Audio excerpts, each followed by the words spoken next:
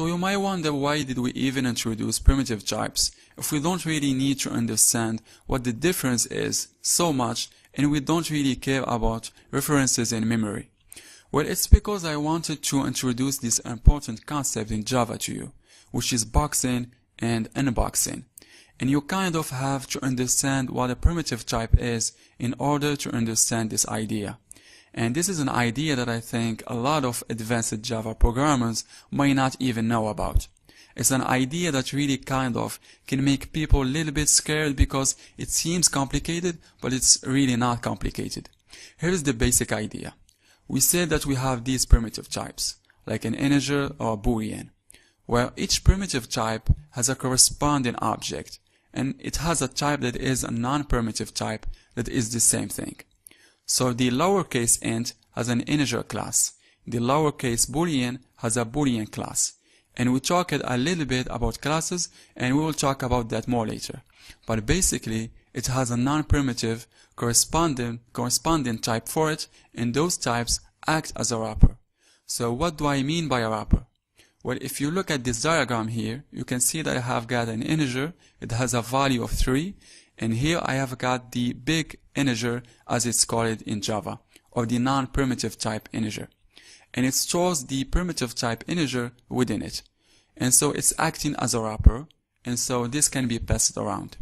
And the only purpose of this is that there are certain things that you need to do in Java that have to take a non-primitive type as an input. And if we did not have the ability to have these wrappers, then we wouldn't be able to call these methods. We wouldn't be able to use this functionality in Java. And so that all that we are doing here is called boxing and unboxing, because you could imagine this as a box. We are taking our primitive type, we are putting it in a box, and we are sending that box over to whatever method or whatever thing that we are going to call that requires a non-primitive type. And then when it gets it, it might do whatever it's going to do with it and return us some value that's also in a box.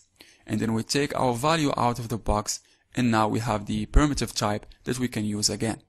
And a good way to visualize this is, let's say you wanted to ship some baseballs to someone on the other side of the country.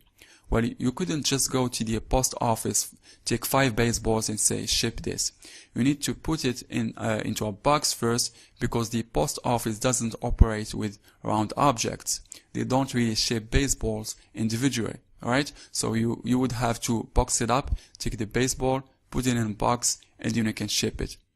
And then let's say that someone shipped you one in return. Well, they wouldn't ship you just a loose ball. They would ship it to you in a box, and then you would put it out. And so this is the same concept here. It's just the certain methods or certain things in Java require a non-primitive type. And because of that, the primitive type needs to go into a box so that it can be given to that method. And then you can take it out of the box when you need that value back out. Now Java will do this automatically for you, as we will see when we actually get into some method calls. When we pass a value through a variable, Java can automatically take an integer, and it knows that if this method requires a non-primitive version of the integer, it can automatically auto-box. It will put that integer in a box and then use it. And the same thing will happen if you try to assign a value out that is in a big integer in the box integer. In your variables of the non-box types, the primitive type integer is going to unbox that automatically, so you don't have to do this. You don't have to do anything. The reason why this is important is you need to understand this is going on because it can be a costly operation to do boxing and unboxing, especially if you are doing this in your code where you have some kind of loop and you are doing a lot of operations that are requiring a lot of boxing and unboxing. And kind where this happens is more of an advanced topic, but I just wanted to introduce this concept to you so you know what's going on when someone's talking about boxing and unboxing.